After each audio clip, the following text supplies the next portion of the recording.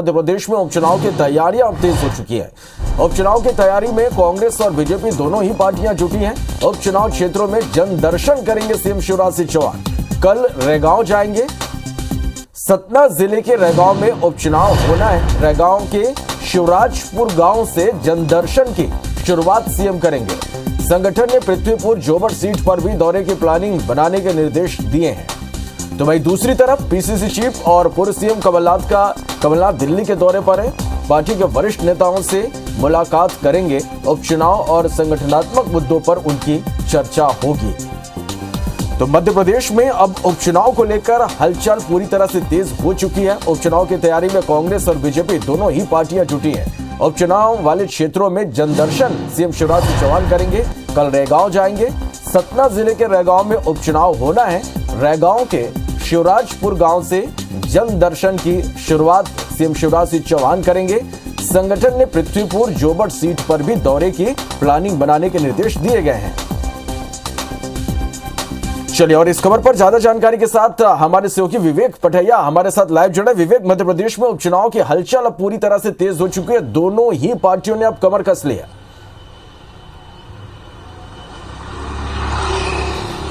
मध्य प्रदेश में उपचुनाव संभावित है और 3 विधानसभा क्षेत्र रैगांव, पृथ्वीपुर और जोबट, इसके अलावा खंडवा लोकसभा में उपचुनाव होना है।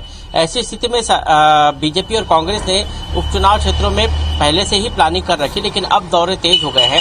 कल मुख्यमंत्री शिवराज सिंह चौहान सतना जिले के रैगांव विधानसभा सीट पर जनदर्शन कार्यक्रम के तहत जनता से रूबरू होंगे। शिवराजपुर गांव से ये जनदर्शन कार्यक्रम शुरू करेंगे। मुख्यमंत्री सरकार की योजनाओं के बारे में बताएंगे और इसके अलावा अन्य जो योजनाएं हैं उसके बारे में भी जानकारी देंगे। साथ ही इस दौरान मुख्यमंत्री विधानसभा क्षेत्र के नेताओं से भी चुनावी चर्चा कर सकते हैं। साथ ही बीजेपी संगठन ने जोबट और पृथ्वीपुर क्षेत्र में भी मुख्यमंत्री के दौरे की तैयारी शुरू कर दी है। स्थानीय संगठन को निर्देशित किया है कि मुख्यमंत्री के जनदर्शन के दौरे इन विधानसभा क्षेत्रों में बनाए जाए, क्योंकि अभी तक मुख्यमंत्री खंडवा लोकसभा क्षेत्र में ही सर्वाधिक दौरे किए हैं मुख्यमंत्री ने, लेकिन तीनों विधानसभा क्षेत्र में मुख्यमंत्री के दौरे कम हुए हैं जहां पर उपचुनाव होना है। ऐसी स्थिति में इन तीनों विधानसभा क्षेत्रों में मुख्यमंत्री के जनदर्शन के दौरे तय किए जा रहे हैं। और कांग्रेस की तैयारियों की बात करें तो कांग्रेस भी लगातार इन क्षेत्रों में सक्रिय है। चुनाव के प्रभारी घोषित कर दिए गए हैं।